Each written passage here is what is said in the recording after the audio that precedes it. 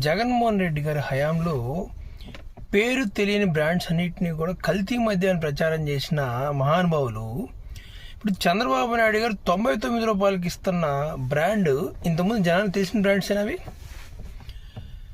99 రూపాయలకి ఇచ్చిన బ్రాండు 250 రూపాయలకి ఇంకా 99 రూపాయల నుంచి చాలా బ్రాండ్స్ ఉన్నాయి కదా.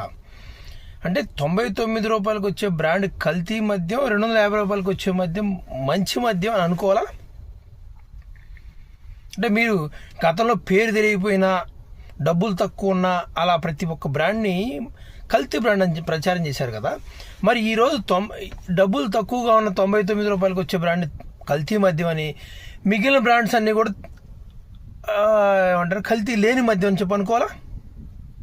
నాకు అది అర్థం కాల. ఇప్పుడు ఈరోజు 99 రూపాయలకి వచ్చే బ్రాండ్ పేరు ఎవరికన్నా తెలిసిందేనా గతంలో?